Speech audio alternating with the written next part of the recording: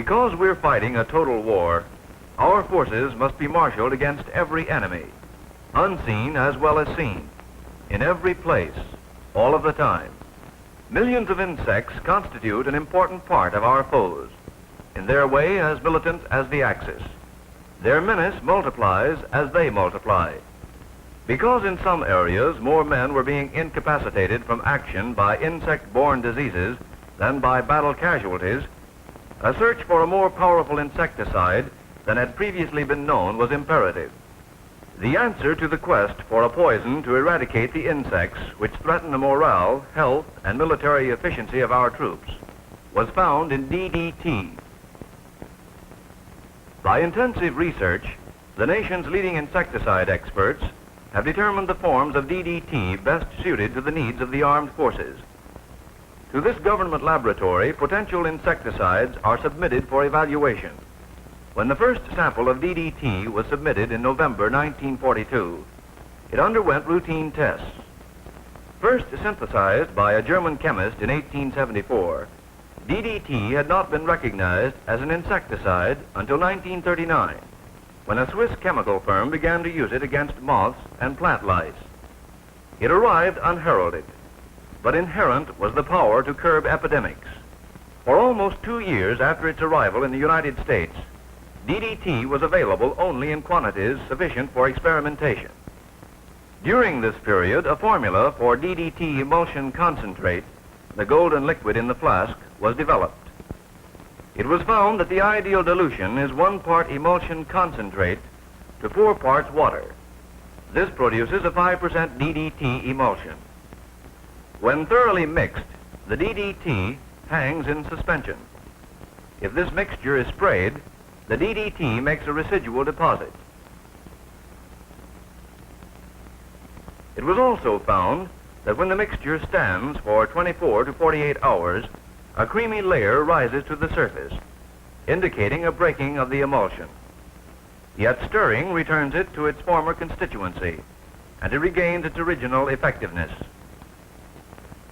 In comparing the relative effectiveness of DDT and fuel oils, it was found that 1/2 pint of 25% DDT emulsion concentrate is equivalent in insecticidal power to 1 gallon of 2 1/2% DDT solution. In either form, it is adequate to destroy mosquito larvae over an area of 1 acre. Earlier larviciding without DDT required 3 5-gallon jars of diesel oil per acre. To repeat, 1/2 pint of DDT emulsion concentrate, or 1 gallon of 2 1/2% DDT solution, is equal in larviciding power to 15 gallons of diesel oil. Tests were also made to determine the physiologic effect of DDT upon insects. Absorbed through the feet or other parts of the body, DDT affects the nervous system and motor coordination of the insect. Several hours elapse before symptoms develop. Then in sequence follow restlessness, tremors, convulsions, paralysis, and death. Flies and mosquitoes react most quickly to this insecticide. Death comes more slowly to bed bugs and roaches. Complete annihilation of mosquito larvae requires 24 hours.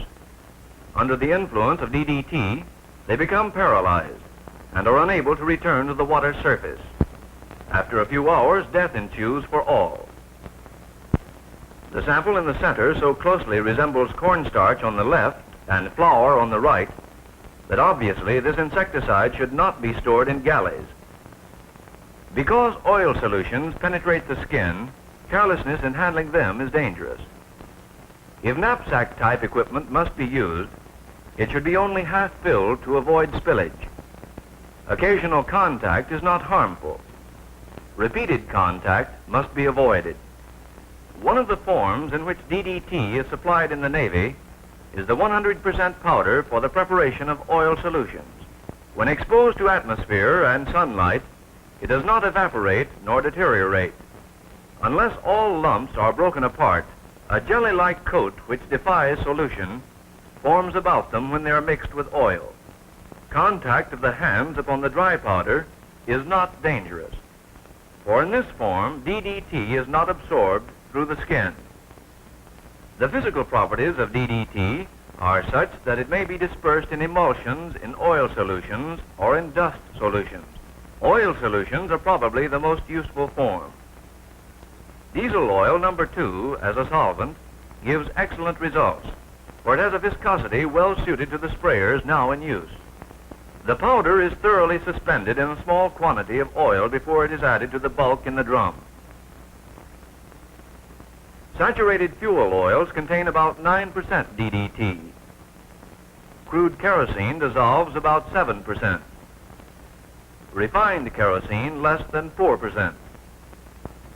In mixing oil solutions, a special care against contact with the skin should be exercised, for the oil penetrates the skin. Large doses of DDT lead to nerve and liver damage. DDT goes into solution in oils rather slowly, requiring 12 to 24 hours. The warmth of the sun and hourly stirring by rolling hasten the process. DDT does not deteriorate under temperatures encountered in ordinary storage aboard ship or in the tropics. When a dry mix is desired, the 10% DDT powder is diluted with fine road dust, condemned flour, lime, or soapstone. 100% DDT occurs in particles too large and hard to be broken up without heavy grinding equipment. Hence, it cannot be diluted in the field for use as a dust. Thorough mechanical mixing is required. The strength of the mixture is determined by its intended use. It would be difficult to scatter 1 pound of 10% dust evenly over 1 acre, but 10 pounds of 1% dust may easily be spread over the same area. Now let's consider the ways to disperse DDT. Equipped with a supply of oil solution and power spraying equipment, a malaria control squad enters an abandoned village, a reservoir of infection. Within 24 hours, the vectors of typhus, yellow fever, malaria, dengue, filariasis, and dysentery begin to disappear. DDT is not a repellent, however. It kills, surely, but slowly. Hence, its effectiveness cannot be measured by a count of dead insects, for after receiving a lethal dose, the insects go elsewhere to die.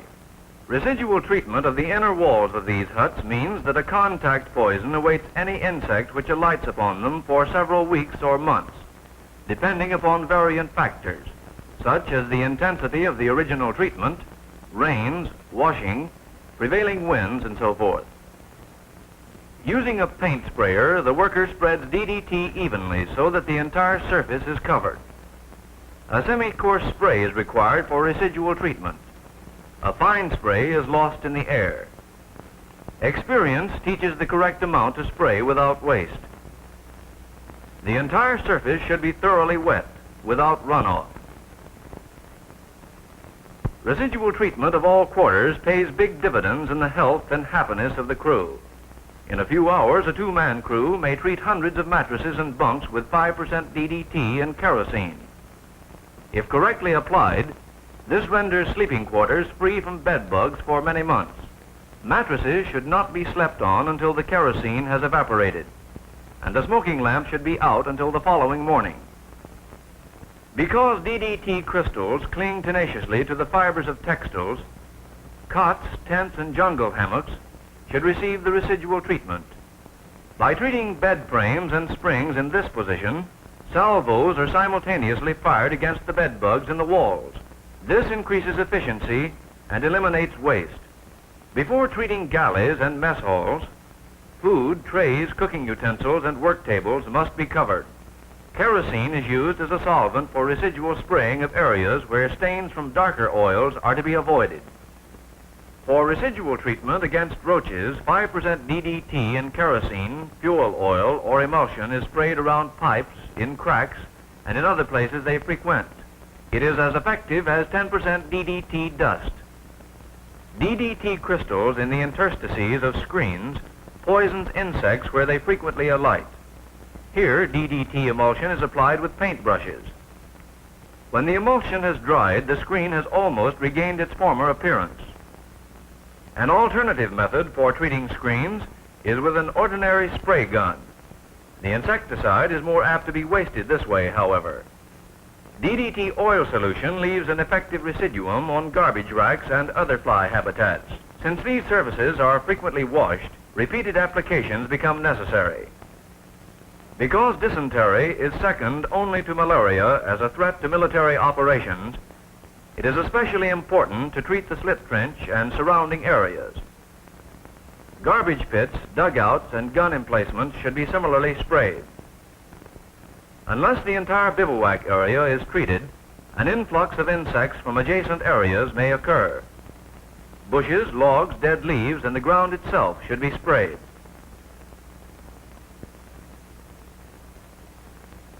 Residual treatment upon the inside of planes prevents the spread of disease vectors to uninfested islands. This supplements, rather than replaces, the use of aerosol bombs in aircraft. Either pressure or hand sprayers may be used. For killing insects on the wing, a fine fog spray, wind drifted, has been found most effective. Repeated fog applications may even leave a residuum. Men with DDT aerosol bombs walking briskly 20 feet apart eradicate insects on the wing within the area traversed. Excessive winds reduce the effectiveness of this treatment. By the addition of DDT to Navy aerosol bombs, greater effectiveness against mosquitoes has been attained. Flies, which previously defied this treatment, are now killed. The effectiveness of DDT against lice was first proved in the field during the typhus epidemic at Naples. The 10% powder is applied to the hair and distributed between clothing and skin. DDT dust is also useful in storerooms and the holds of ships. Projected through a nozzle extension, it penetrates to the haunts of roaches. It should be applied generously around cracks and crannies. The rotary duster distributes DDT dust in areas frequented by flies, roaches, and ants. Here it lies until carried away by wind or rain. Less tenacious than the residuum of the oil solution, it is nevertheless a persisting poison against insects. If the worker stands to windward, it is not necessary to wear a mask when dispensing DDT dust. For complete mosquito control, larviciding is essential. Solutions drifted by wind over water at a rate of 1/10 pound of DDT per acre destroy larvae within 24 hours. These obvious breeding places are rendered harmless when minute quantities of DDT are ejected from a small hand sprayer. The drip can method, wholly ineffective where there are strong currents, may be used for larviciding still water or slow streams. The figures sound fantastic, but 1 part of DDT in 20 million parts of water kills all larvae. In the absence of other equipment, DDT solution may be poured onto the surface of ponds. However, this is not a preferred method. Oil solutions of DDT remain on the surface. Emulsions penetrate the depths. Therefore, the latter require heavier dosage. Whatever the method or the solution, with proper dosage, most larvae die within 24 hours.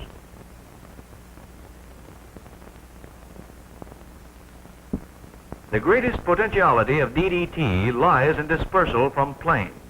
This assures even distribution, coverage of otherwise inaccessible areas, and conservation of manpower. This is the only method whereby insect control may be established shortly after D-Day. 5% DDT in equal parts of diesel and lubricating oil is spread at the rate of 2 quarts per acre. Dispersal of DDT by planes combines features of 3 methods of treatment previously presented. Descending through the air, it kills adult insects on the wing, as the fog treatment does. Experiments and inventions are constantly being made to improve DDT formulae and methods of application. The pocket atomizer, comparable in size to a fountain pen, may soon be supplied for individual use. Work in progress indicates that DDT may also be sprayed from fast planes, or it may be dispersed explosively. In this rapidly evolving field of insect control, new methods are constantly being sought and tested.